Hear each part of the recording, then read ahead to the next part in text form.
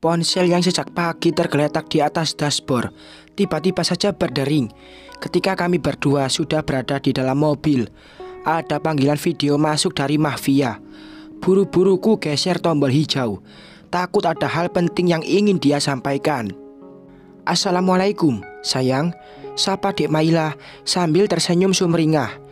Ternyata istri yang menghubungi, bukan si punya ponsel. Ekor mataku melirik lelaki di sebelahku yang sedang fokus menyetir. "Waalaikumsalam, Dek," jawabku canggung. Tidak enak kepada Mas Abraham. "Dedek perut sama mamanya kangen," ucapnya lagi. "Kan baru pisah beberapa jam, masa sudah kangen? Namanya orang kangen, jangankan berjam-jam, ditinggal ngajar yang cuma sejam 2 jam saja suka kangen akunya." Suara Dek Maila terdengar manja. Aku paling bahagia ketika mendengar nada bicaranya seperti itu, sebab merasa dicintai oleh dirinya. Brak, bleduk, innalillahi. Memegangi kepala yang terbentur dashboard saat Mas Abraham menghentikan laju mobilnya secara tiba-tiba karena menabrak kendaraan yang terparkir di depan. "Ya Allah, Gus, afwan, saya benar-benar tidak sengaja. Tadi saya kurang fokus mengemudi sampai nggak lihat ada mobil parkir di depan. Sekali lagi saya minta maaf," ucap Mas Abraham sambil menangkupkan kedua tangannya. "Saya tahu, Mas, pasti sampean tidak bisa fokus karena melihat Dek Maila begitu mesra terhadap saya. Saya yang seharusnya minta maaf," berujar sendiri dalam hati. Mas Abraham melepas sabuk pengaman yang melilit pinggang kemudian turun dari mobil. Pun dengan diriku ingin melihat kondisi mobil karena tadi hantamannya terdengar begitu keras hingga membuat kepalaku benjol seperti ini. Astagfirullahalazim, moncong mobilku terlihat penyok lumayan cukup parah. Begitu juga dengan bodi belakang kendaraan yang tertabrak. "Nanti biar saya bawa ke bengkel, Gus. Sekali lagi saya minta maaf." Terlihat raut penyesalan yang begitu dalam di sorot mata laki-laki yang begitu mengagumi istriku. Aku bisa maklum melihat responnya. Pasti sakit sekali melihat orang yang teramat ia cintai sudah hidup bahagia dengan laki-laki lain. Sebab dulu aku juga pernah merasakan hal yang sama seperti yang dia rasakan saat ini. Mencintai tanpa bisa memiliki, meskipun pada akhirnya bisa mendapatkan Dek Maila dan menikahinya. "Ya sudah, tidak apa-apa, Mas. Yang penting kita urus mobil yang sampean tabrak. Kita tunggu yang punya datang biar dibawa ke bengkel juga," ucapku sembari memijat-mijat kening yang semakin berdenyut nyeri. Pandanganku juga mulai berkunang-kunang serta mengabur. "Gus, nyenengan gak kenapa-kenapa kan? Wajah nyenengan pucat banget," seru Mas Bram seraya berjalan menghampiri. Aku mengerjap-ngerjap mata, mencoba memfokuskan pandangan, tetapi mata ini terus saja berkunang-kunang. "Pok, teh hangat 1," Mas Abraham berteriak kepada seorang pedagang kaki lima yang sedang mangkal di pinggir jalan. Dia kemudian membimbingku duduk di bangku, mengangsurkan segelas teh hangat, dan segera ku teguk secara perlahan. "Kita ke klinik dulu saja, Gus. Sepertinya keadaan jenengan lumayan parah." Mas Abraham mulai terlihat panik. "Saya tidak apa-apa, Mas. Hanya butuh istirahat sebentar saja," mengulas senyum tipis kepadanya. "Ya sudah, kalau begitu jenengan saya antar pulang ke rumah. Biar mobil saya yang urus nanti." Aku mengangguk setuju. Kami kembali masuk ke dalam mobil dan segera meninggalkan tempat kejadian perkara. Tidak lupa juga menitip pesan omongan serta meninggalkan nomor ponsel kepada orang yang ada di tempat tersebut supaya menghubungi kami jika si punya mobil yang ditabrak Mas Abraham datang. Ting! Sebuah notifikasi pesan masuk dari Mahfia adikku. Dia menanyakan keadaanku karena tadi sempat mendengar aku berteriak ketika Dek Maila sedang melakukan panggilan video denganku. "Mas tidak kenapa-kenapa, Vi. Tolong bilangin juga sama mbakmu supaya jangan terlalu memikirkan keadaan Mas. Sen, Via." Tapi Mbak Mai kelihatan khawatir banget. Soalnya tadi pas nelpon dia sempat mendengar suara dentuman keras, kayak benda ketabrak. Terus dia lihat jenengan kebentur katanya. Mas gak apa-apa, Vi. Kalau tidak percaya, nanti Mas telepon kalau sudah sampai rumah Mas Bram. Sekarang Mas lagi di jalan. Oke, ku masukkan kembali ponsel ke dalam saku kemeja, merebahkan tubuh di jok mobil sambil memegangi kepala yang terasa berdenyut nyeri. Jenengan yakin gak kenapa-kenapa, Gus? Mas Abraham kembali bertanya. Insya Allah tidak apa-apa, Mas. Cuma pusing sedikit, jawabku seraya menoleh ke arah Mas Abraham yang sedang fokus mengemudi. Saya jadi gak enak sama jenengan. Gara-gara saya tidak fokus menyetir, jenengan malah jadi korban. Apa sampean masih mencintai Dek Mailah, Mas? Memberanikan diri untuk bertanya. Hening. Hanya suara deru mesin kendaraan serta suara napas berat Mas Abraham yang terdengar.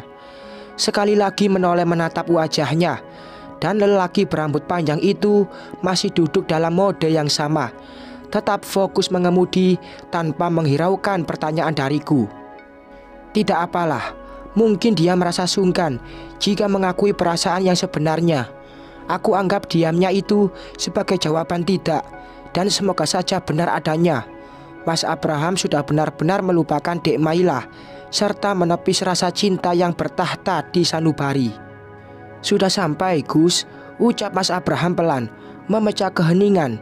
Aku menatap sebuah rumah bergaya minimalis yang terletak di sebuah komplek perumahan lumayan elit. Mungkin ini rumahnya Mas Abraham. Tidak lama kemudian, keluar seorang wanita parubaya menyambut kedatangan kami berdua. Perempuan yang aku taksir, mungkin berusia 50 tahunan itu tersenyum ramah kepadaku dan mempersilahkan diri ini masuk.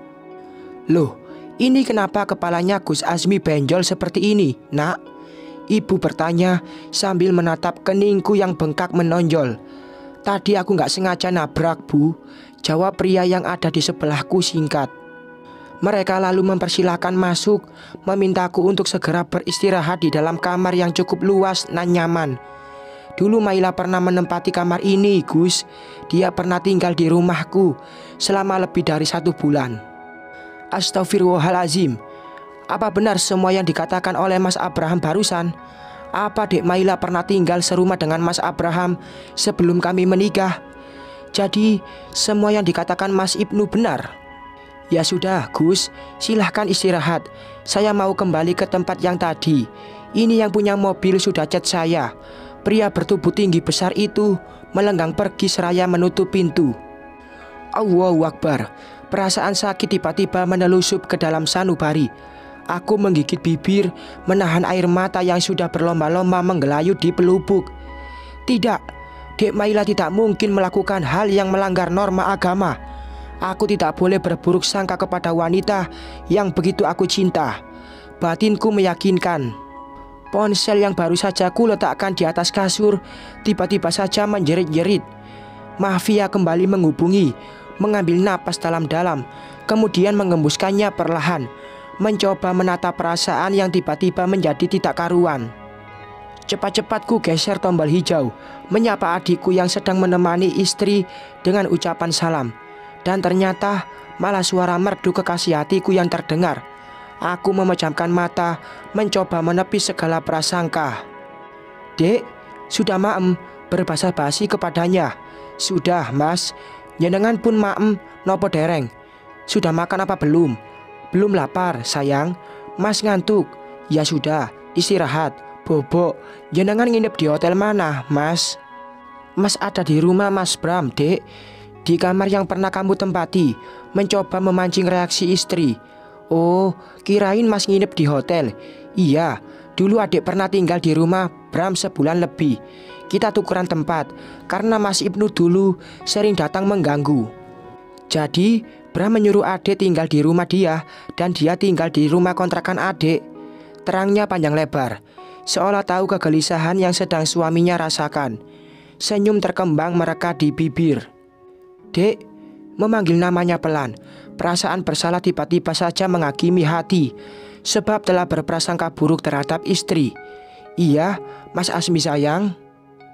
Ya Allah, panggilan sayangnya membuat diri ini seketika terbang melayang. Rasa rindu seketika menelusup begitu dalam di dasar sanubari. Mas minta maaf. Maaf, Untuk apa? Karena Mas sudah seuzon sama adik. Seuzon? Maksud jenengan? Tadi Mas Bram cerita kalau adik pernah tinggal beberapa bulan di rumah ini. Dan Mas langsung berpikir kalau adik tinggal seatap sama Mas Bram. Ternyata, Masya Allah, Mas merasa bersalah kepada adik juga Mas Bram karena sudah berprasangka buruk terhadap kalian. Lagian Mas ini aneh. Masa bisa berprasangka buruk seperti itu sama adik? Biar kata dulu adik seorang janda, tapi adik punya harga diri, Mas. Tidak akan mau kumpul. Adik kan biar kata sedikit-sedikit pernah belajar agama sama jenengan dan Abah Yai pas mondok dulu. Suara Dek Maila terdengar sedikit meninggi dan mulai emosi. Iya, Mas tahu sayang. Mas minta maaf. Tut tut tut. Menghela napas karena Dek Maila malah memutuskan sambungan telepon secara sepihak. Mungkin dia marah kepadaku. Semoga saja dia tidak terlalu memikirkan ucapanku dan berimbas kepada calon anak-anak kami. Penasaran, kembali kutekan dial hijau menghubungi Mahfia. Nomornya tidak bisa dihubungi. Ya Allah, Dek, jangan buat Masmu khawatir seperti ini. Sayang, jangan marah.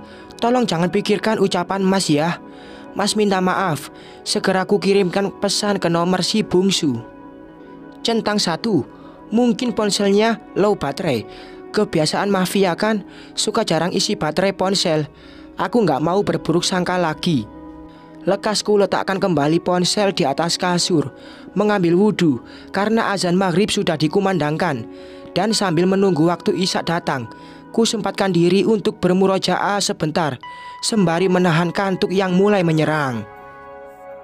Bersambung.